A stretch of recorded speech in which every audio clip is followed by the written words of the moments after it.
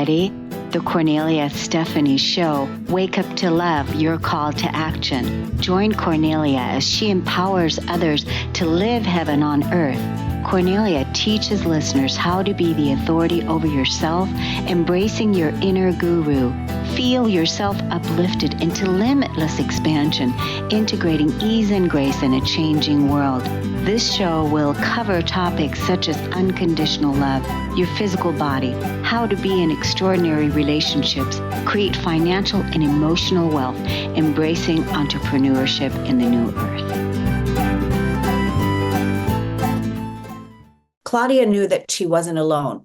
To help others, she recently launched the eBook Breast Reconstruction. What's the deal? The book breaks it all down with humor and heart and helpful tips, because breast reconstruction is like deciding on a new hairstyle, except it involves a surgeon, recovery time, and no fancy salon, but no pressure, right? As a former professional marketing and sales professional, Claudia now dedicates her time to inspiring others to embrace healthy lifestyles, to get out in nature and thrive in the face of life's challenges. When she's not chasing her 3 kids, she enjoys traveling the world and making lasting memories with her family and walking her dog. Welcome to the show, Claudia Pasquale. Well, thank you so much for having me today and letting me share a little bit of my journey navigating a breast cancer diagnosis at a rather younger age and while raising 3 kids, and the lessons that I've learned along the way, and in hopes that I can inspire others to thrive even if life throws you a curveball. It's huge, because this was many years ago. What did you say, 10 years ago since has it been 10 years? No, it's been like 2 years, actually. I'm a 2-year survivor. That's correct. It was like in 2022 when I was diagnosed. So it hasn't been like that long, but it seems a while ago. Yeah. And what's so great is that, a lot of times when people go through something like that, they don't necessarily document their journey or feel called to, come out, if you will, sharing it with others. And then there are people like you that want to inspire hope and share tools and resources with people when, like you said, when life throws you a curveball. So do you want to take us back to the day when you were diagnosed and how that rocked your world, and go from there? Yeah, absolutely. So, I was 41 at the time when I was diagnosed, being a mom of 3 young kids. There were 3, 5, and 7 at the time. And I went from being, or I thought at least, I was the picture of health, suddenly hearing the 3 words that nobody ever wants to hear in their life: you have breast cancer. And going from, doing school drop-offs and pickups and just managing your whole household, suddenly I was running from one doctor's appointment to the next, and, having to face a lot of tough decisions. And I remember like one of those first appointments, just sitting in the doctor's office, and I was handed this big stack of resources, and I was sifting through them, and I just realized that the resources didn't really speak to me as a mom of 3 little ones. And that ultimately led me to create the blog, My Cancer Diaries, to help other women like me to navigate a breast cancer diagnosis and beyond while raising young kids, to create a community and make them feel supported going through such a traumatic event like a breast cancer diagnosis. So in your blog, what are you writing about in the blog? What is it what are some of the things that people will find in your diaries? Yeah, so I just maybe have to go a little bit back. Like when I was going through treatment, I realized that healing was not just about medical care. It was much more about the whole body. It was about body, mind, and spirit. And I realized that. So that was one of the challenges also that I faced. That from my conventional doctors, As I said, like until today, I'm very grateful for Western medicine and for my conventional doctors team because ultimately they saved my life. But I was given very little guidance when it came to alternative treatments. And that was definitely something that I integrated in my blog too, as advice, because I feel like it helped me a lot with coping with all the side effects, which lasted way longer than just a active treatment phase. And I think every survivor who might be listening to that, or maybe you're a caregiver of a survivor out there, you know that cancer is not really over when the treatment is over. It is a lifelong journey that you're on. And those alternative treatments, they can be I truly believe that they're very, very, very helpful with coping with those side effects. And that is definitely a big part of my blog, like adding alternative treatments, like the importance of lifestyle changes that I've also taken after the cancer diagnosis. Really that whole person healing, because at the end, it's not just about surviving cancer, it's about thriving again. And all these little changes at the end, they can make a big impact. And that's why I'm so passionate about sharing that in my blog and in my resources. It's practical tips and tricks, whether it's like, going through the process of the initial surgery or going through chemotherapy, and what can I add, as alternative treatment, knowing that, everybody is different, but at least it's kind of like a guidance, like what can I expect? And, also thinking about like, being a mom of young kids, what does it mean? How do I tell my kids I have cancer? That was a big one in the beginning. And I didn't really know how I would tell my kids, where I can find the resources. How can I support my kids? Because that's the first thought that I had when I was diagnosed. It was not really about me. It was more about how do I support my kids through that process as well. And that's something I do talk in my blog about as well. That's And an you said how old are your kids? Well, they were 3, 5, and 7 at the time I was diagnosed. So I'm curious about how did you tell your kids? I did. So yeah, it was, we were very honest and open about my diagnosis. So it's not like we were keeping information for them, because I truly believe like kids, they sense your emotions no matter what. I mean, they knew that mommy was upset. I was beyond overwhelmed, and I, I, you know, I try to explain to them what it means to have cancer in an age appropriate way. So let's say for my 3-year-old, we had a little Barbie doll that, the hair, it had like a way to take the hair off, like it had a wig and a little beanie. So it's like, explaining them through play, simple children's book that do talk about cancer. And to my older daughter, who at the time was 7, she understood a little bit more what it means to have cancer. So we told them, hey, it's not a simple cold, and it's not something that you caused, that mommy is ill. That was a very important one. And just explaining them that their routine might change throughout the treatment, which, Wow. can be temporary. So in simple words, Yeah. play, children's books. There's a couple of videos as well that we used.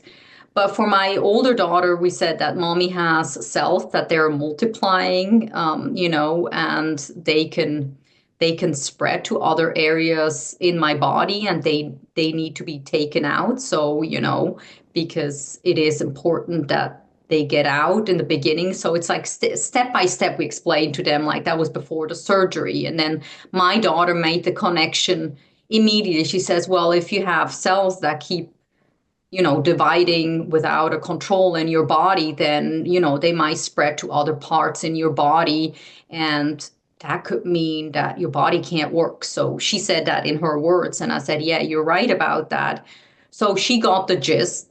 It's kind of like, as I said, it depends a little bit on the age, but I think like that playful approach and being open. But then also an important part of, when it came to my children was that I involved their school, their preschool very early on. So the teachers knew that if something was going on with them, like, because you never know how a child reacts to something like this. Because of course they did see me crying at home, like Of course.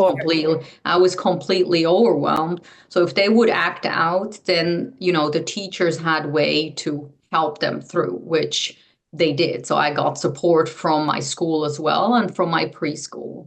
Yeah, it sounds like, it was the whole family was involved and you surrounded yourself with support and open communication. It's Yes. very beautiful. It's very beautiful. I just want to let the audience know how they can find you on social media. What is the URL for your blog diaries and how can they find you? And what are your social media handles?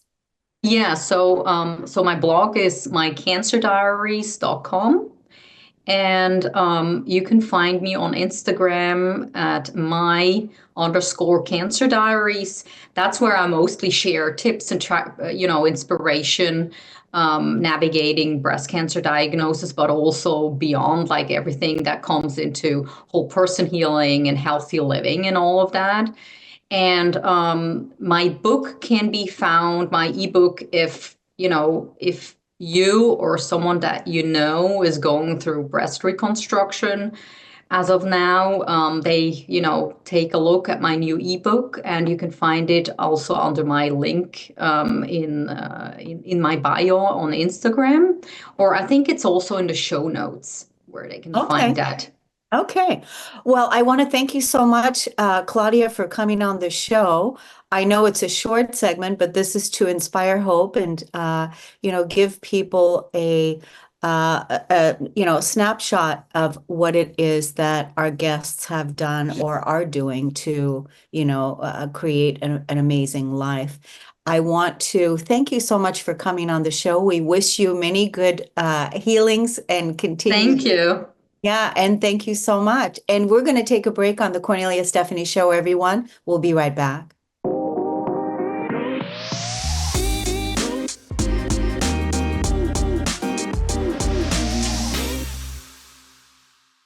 Welcome back, everyone. Anne Marie Thrives is here, and she's a human behavioral specialist. She's a coach and a four-time best-selling author, licensed cosmetologist, makeup artist, skincare and self-care enthusiast who is passionate about cultivating an abundance mindset from the inside out, creating lasting, life-transforming habits that will help us and those around us to live well. This combination of expertise allows her to thrive and to help others truly thrive in both their life, physically and spiritually. Welcome to the show today, Anne Marie. Thank you so much for having me. So we were talking in the green room and you were talking about mental agility, something that you wanted to focus on in today's talk.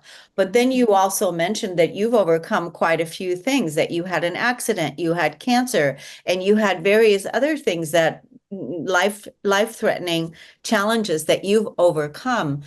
Tell us about that.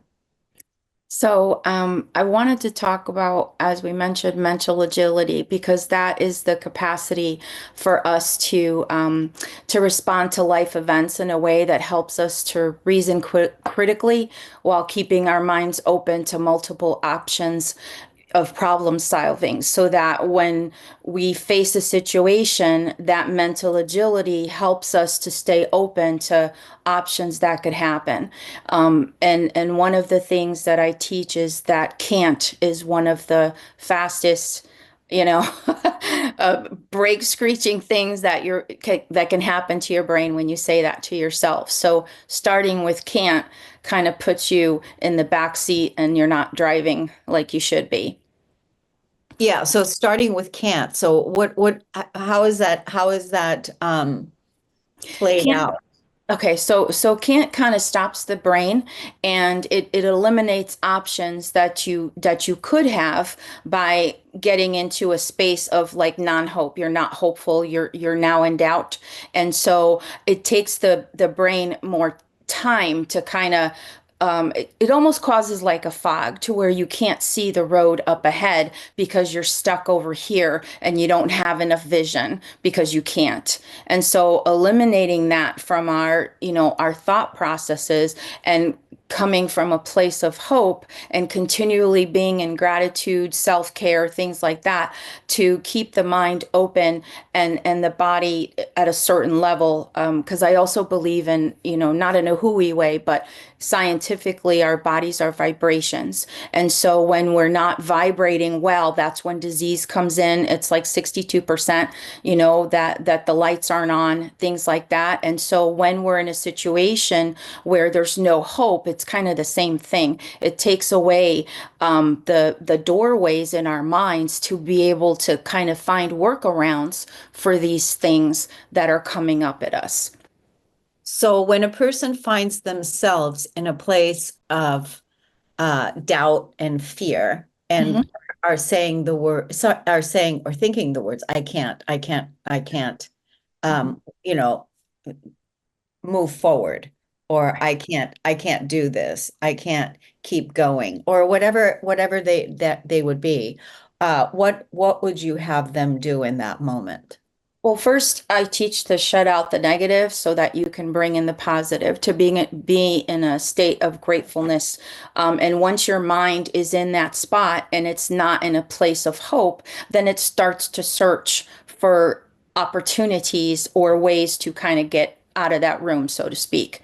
And then I have them just kind of get deep within themselves to look beyond where they are right now, and what they're going to do once they come out of this. Because if you start planning something good, then that kind of diminishes the bad, so that they start to see hope as they start to say, well, it's, I'm going to do this after that. Like for me, when I had, my traumatic brain injury and paralyzation, I told myself, that's what you're telling me. And I appreciate the fact that that's what you're telling me. But, for me, for instance, I'm a Christian. I believe that, you know, my wholeness, is in God's hands. And so based on that wholeness and that hope, because the word says you're not without hope in this world, and that's what can't does. It just cancels out the hope. It's almost like saying an apology to someone and then following it with a but. It cancels out the apology. And then third, it's like, what's within me right now that I can pull out of myself that I could use for this situation? What lessons have I learned? What things, what resources do I have within me? And then like the fourth thing is going and finding like, who's been through this before that can help me, who's there that has gone through this situation. I mean, when mine happened 40 years ago, there wasn't the internet, there wasn't all of these things, resources available to us. And so, I just had to find ways and means to be able to get out of this situation. I didn't focus on, when my doctor told me, well, what have other people done that have gone through this? I focused on, okay, well, who were the ones that had a similar injury that were able to walk? What are they doing right now? What's their quality of lifestyle? I focused more on the things that I wanted to become after, the things that I wanted to do. Like, it was just a whole process because even the thought of, trying to move my feet so that, because the way my injury was, it was I had to lay flat. They couldn't do surgery. So that laying flat process eventually led to the healing, then being on a vertical table, then eventually walking with a brace and crutches, and then now no crutches, just the brace. It was like a process. And if we could see a positive process or a positive way, I'm over here, but over here is where my little promised land is, and kind of focusing on that and getting, how do I get there? It is more helpful than for me just looking at the situation as bleak as it is with no, blinders on because it's just so big. I can't even see through that. Right. Yeah. Wow. That's really powerful. That, the way that you laid it out, it's the process, like you start here and you go take the next step and then the next and the next and the next to get to your vision of where you really want to go. Yes. What you're reminding me of is I always say that doubt is actually a dream killer, that if you doubt your vision, if you doubt that you can live your dream, if you doubt that, then that's actually killing your dream. So, releasing doubt, and you're saying releasing can't. Don't use that in your vocabulary. So, what is it that you're doing now? Helping people? You're working with people one-on-one in groups. How does Yeah. that? Yeah, I'm working one-on-one in groups. I have a couple of resources, free resources on my website. I um, 10 vital keys to going from surviving to thriving. And I also have one for business, so they can go to my website and get that. And so I just kind of walk them through the process of, of how you get through from this situation to the next. And I'm glad that you said what you did, because doubt does come. And so, it's an okay feeling. What's not okay about doubt is staying there without hope. So you have to replace the doubt with faith, even if it's small, because it increases as we continue being Right. faithful. Right. I mean, having a strong spiritual foundation, I think, is really the sign of the times that we're here to embody, to have that strong spiritual foundation, because, we are creating a new earth. We are creating a new, and there was once all of the things that are not in harmony with our true nature, all those things have to go, Yeah. right, so that we can embody and embrace the new. So these are trying times, and at the same time reminding us of how much we're capable of and what are the things that we're going to be able to do. I want to let the audience know the name of your website and also your social media handles. Everything is on there, and it's basically wethriveatlife.com. So all of my handles are there. Anne Marie Thrives on Facebook, We Thrive at Life 2 on Instagram, but everything is on the website. All of the links are down there as well. Yeah, that's so awesome. I love that last name. Did you adopt that last name, or were you born with it? I adopted it. I love it. I I love it. adopted it. Yes, that's like my pen name after I got cancer. Yeah. Yeah, I think that's fabulous. Anne Marie Thrives. I mean, just feel that and see that. That's fabulous. Well, I want to thank you for coming on the show, and I wish you, many blessings and good luck with everything that you're doing. And we're going to take a break on the Cornelia Stephanie Show, everyone. We'll be right back.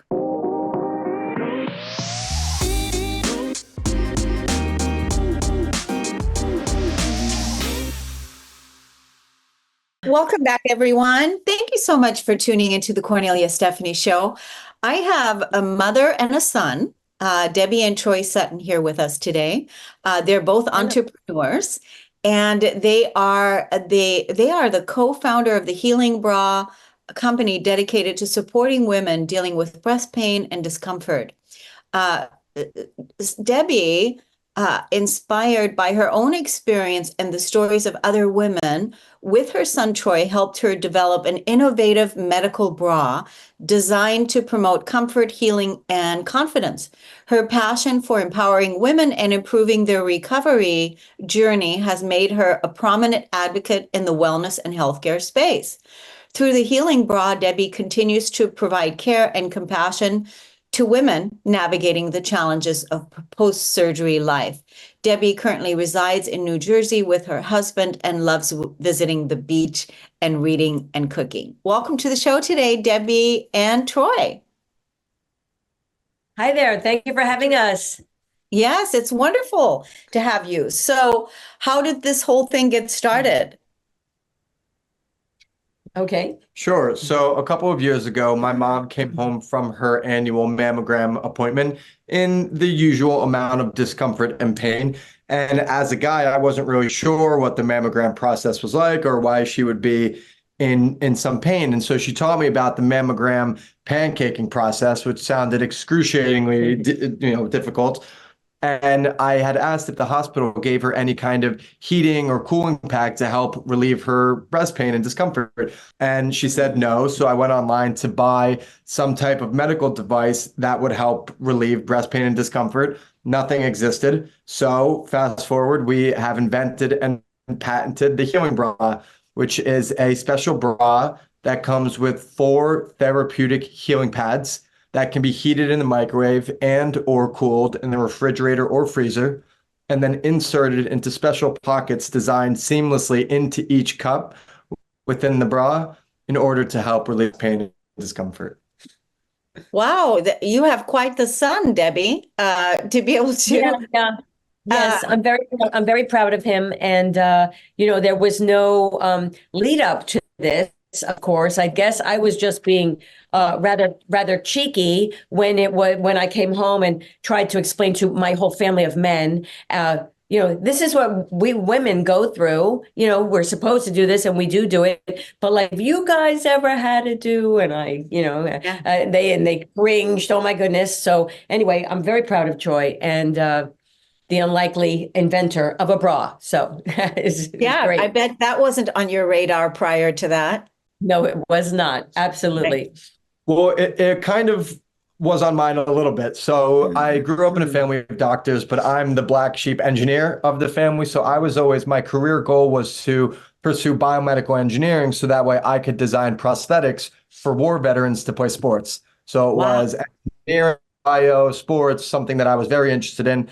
And so I never lost my interest in creating a device that would help people and improve their health and wellness. So the idea of creating a product was something that I was always very interested in, albeit I did not think that it would be a bra. However, this was the opportunity that came about, and there was nothing like it on the market. Well, this is just the first one then. So that creating the other things that you're going to be creating, there's still plenty of time. Do you all have one to show or not? Oh, sure. Troy, I'll let you do that. We just have to go get it. Yeah. So it's in a box. So I don't have it on display. Don't worry if it's not right there handy, don't worry. What is it that you want to let the audience know today? You have some things you want to share with us. What is it that you want to let them know? Well, both of us would like you to know and everyone to know that this bra is for every woman of every age, from young teens or entering into womanhood and have monthly pain, to women who are having surgery, women who are pregnant and nursing. Lactation is a big part of this, with promoting flow and then halting it, and then any kind of surgery. And we are very connected with breast cancer foundations for women who are post-surgery and beyond, and through that all the way to women who are menopausal and having hot flashes. And you can chill these pads and put them in a bra, and it immediately cools you down. It's just a wonderful thing. And the women that have them say that they're really a game changer. Yeah, wow, that sounds amazing. My first guest was that was on today. She has a blog that's called Cancer Diaries, and it talked about breast cancer. And so that's really amazing that you guys developed this bra, but it can be used for all women in different circumstances. Certainly, the whole bra situation over the years has definitely needed to change, from the push-up bras to the underwire. The way that the bras were made was already very uncomfortable and painful for women just to wear those bras, right? Exactly. Yes. And then even women that have large size breasts, that's also heavy and challenging for those women as well. Yeah, in fact, we had a client who was that particular shape of a woman and well endowed.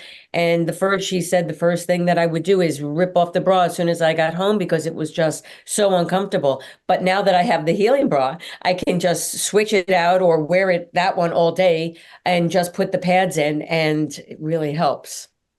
That's great. So where is the healing bra? Where do people get it? So right now we are selling only online through our website, thehealingbras.com. We can also be found on all social media at The Healing Bras. And additionally, one thing that I would also like to add is how we designed the product. And you had mentioned, right, that, no underwire and adjustable strap. So we spent about 2 years, the better part of 2 years, really refining and developing this product. And we partnered along that path with different breast cancer communities, including Sharing and Caring, which is one of New York's largest nonprofit breast cancer communities. And Anna Krill, who is the founder, she's a rock star in this space. Not only is she a 2-time breast cancer survivor, but she's also a certified breast prosthetic fitter. So the healing pads that come with the healing bra are based on prosthesis molds that she's developed over the past 25 years for her clients who are experiencing breast pain. So that's where the shape of the healing pad comes from. And then for the garment itself, it's compressive yet supportive and flexible. And there are also 5 hook and eye straps, and the shoulder straps are adjustable from the front. So it's very easy for a woman or it's designed specifically for a woman, to be able to wear it while reducing any breast pain and discomfort. And as part of the product roadmap, we have plans to develop additional styles, including a nursing healing bra, a sports healing bra, a surgical healing bra, which will have different features specifically to help with those instances. So that's so great. Who came up with the name healing bra? I think that was just something I kind of threw out there, and Mom thought it was a great idea. I know we bounced a couple of things back and forth. We actually then trademarked the healing bra and the healing bras, and we did receive a patent for the healing bra product itself. It's fabulous. Thank you. It's fabulous. The name is fabulous because, as we're talking here now and we're sending the audience to go look up the healing bra, it's something that will stick in people's brains. They're not going to forget it. So it's not like, even if they're driving and they're listening to this, it's not like they're going to forget what was the website called. So it's a great name. So I want to thank you so much for coming on the show, and I wish you much success with, rolling this out. So how long have you all been in business now with all of this? Well, we officially launched in May of last year, so a little over 6 months. We've spent about, like I said, 2.5 years on product development and research and different aspects of building the business like that. But we are a new company. So we are looking to grow, right, and sell some bras and also partner with different nonprofits and continue to donate bras to women in need who might need it. So please, if you are listening, please reach out to us. We would love to connect and talk with anybody who, might think of an organization or a nonprofit who might be able to benefit with this product. Yeah. What is your social media? How do people get in contact with you? So again, the website is thehealingbras.com, and we are on all social media, including Instagram, Facebook, Twitter, and YouTube, The Healing Bras. So that's where you can find us. Good. Well, this is the first time I've ever had a show. I've been doing shows for many years, and first time. So I wish you much success, and it's a welcome product, obviously, that the women don't even really know yet that they've been calling in, right? So I want to thank you so much for coming on the show, and I wish you much success. I'll go check it out myself. Thank you so much. Thank you. It's an honor to be a part of this. Thank you so much. Thank you. Bye. We're going to take a break, and we'll be right back on the Cornelia Stephanie Show.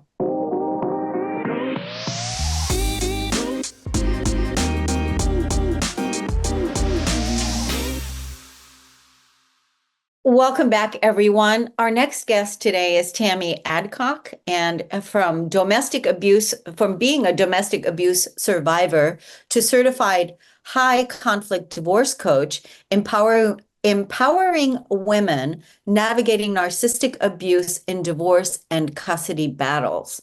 Welcome to the show today, Tammy Adcock. Thank you, Cornelia. I'm really excited to be here.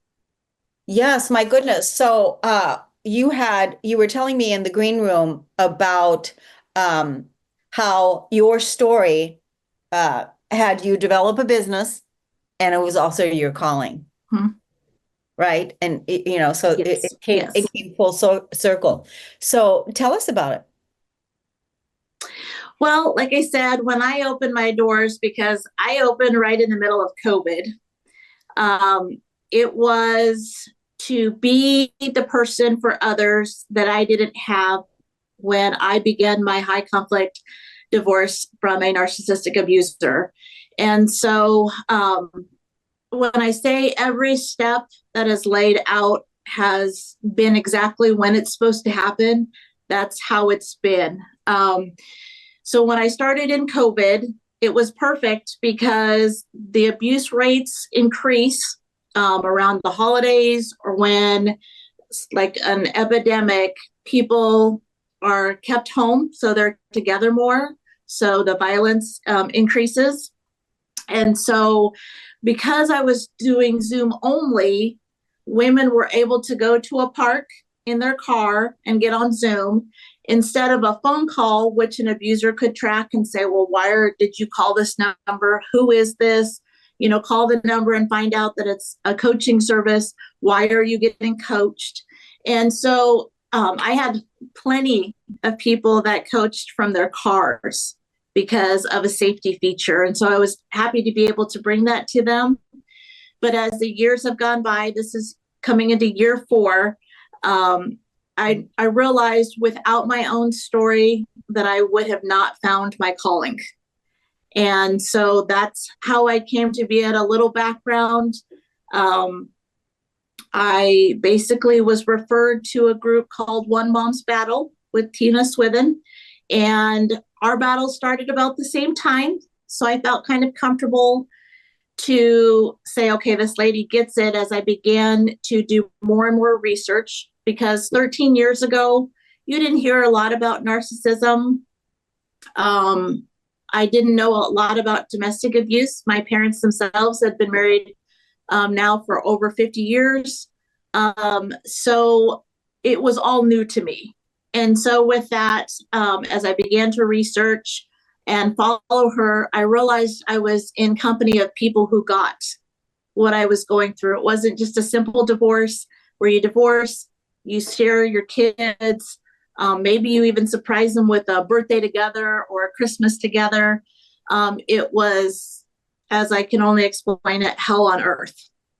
Wow. And so as I began more into this group and realized that I was in good company, but yet so many people still didn't know.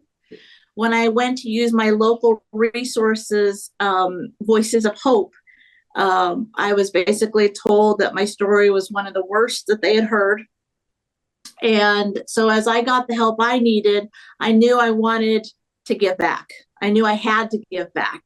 And so all of a sudden, Tina Swithin sent us a message that said, what do you guys think about taking over my coaching?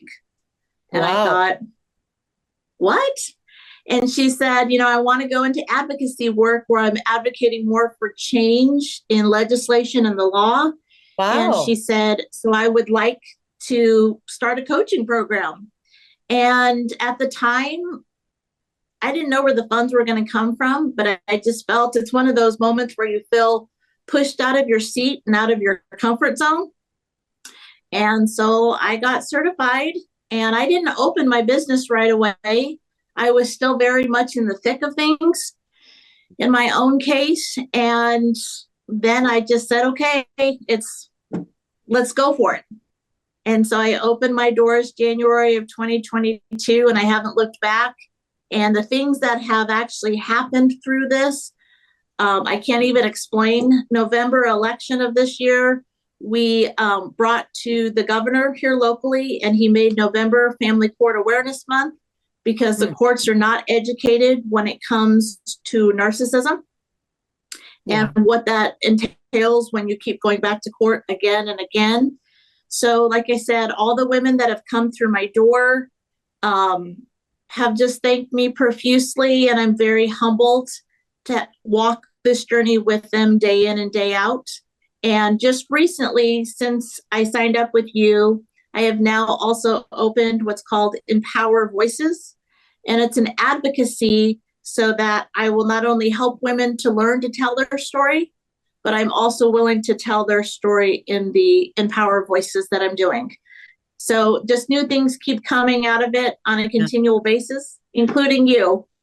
Yeah, I think that's I love how that all came together. It's just not, our paths aren't linear. It's not like we're going to go from A to Z.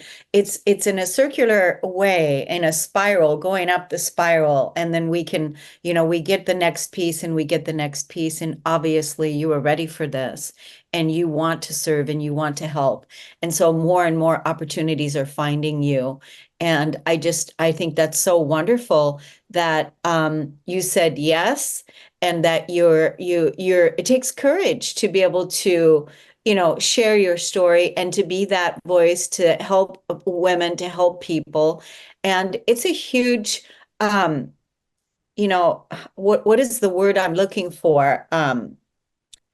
Domestic violence, that whole thing, domestic violence, narcissism.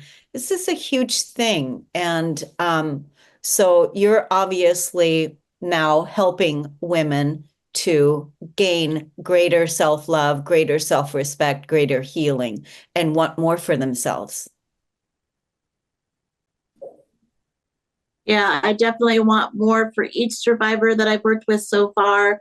And I just feel like the stories that I've been placed in the middle of, I see transformation in them from where they started to where they are now. But a lot of them, I also see my old self. And that inspires me to know that if you don't know what it's like to be traumatized, you may miss what that person really is. Hurt people hurt people.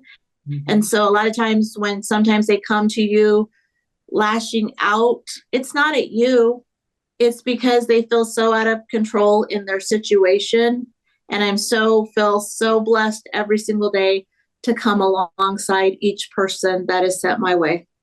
That's so good. Now, how does it work to work with you? How does that work?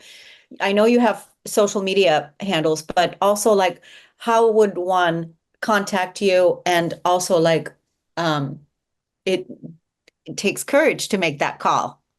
Yes, it definitely does. So many of them do it by email or a form that I have on my website, which is www.adcotcoachingllc.com. And that kind of breaks it in for them. It gives them a blog, shows them just kind of transparency about what I'm about. And then I have been blessed to also have a Google business profile that lets them know the experiences that other clients have had so that they know they're not alone. They're not the first person trying this. And I have been blessed to work with some amazing women who have thanked me profusely in their reviews. And so I've also basically everything that I have so far is by word of mouth referral. Because I always say that everybody knows somebody that's in an abusive relationship. And so I'm also educating people on making that not a taboo conversation so that they can reach out to somebody they know and share my information and be that person who helps them get started to healing. Yeah, let's tell everybody the website again. www.adcock, A as in apple, D as in door, COCK, coachingllc.com. And again, if you would like to reach out by phone, it's 531-310-1061. Yeah. I think it's so wonderful, what you're doing and that you were called to do this and that you're making yourself available. and it sounds like all the people that are meant to find you will find you. I'm certainly glad that you came on the show today and that I now have you as a resource so that when I need to send people your way, then I will be able to do that. So I want to thank you so much. Well, thank you so much, Cornelia, and I really appreciate this opportunity. Thank you so much. I want to thank also the audience for listening and tuning in. And we'll see you all again next week, Friday, everyone. Take good care. Bye-bye. You've been listening to the Cornelia Stephanie Show, Wake Up to Love, your call to action. Tune in each week on Transformation Talk Radio. Cornelia's joy is to engage others in practical ways, showing us how to live in the new earth in harmony with our true nature. For more information on Cornelia and her extraordinary work, or to listen to past shows, go to her website at corneliastephanie.com.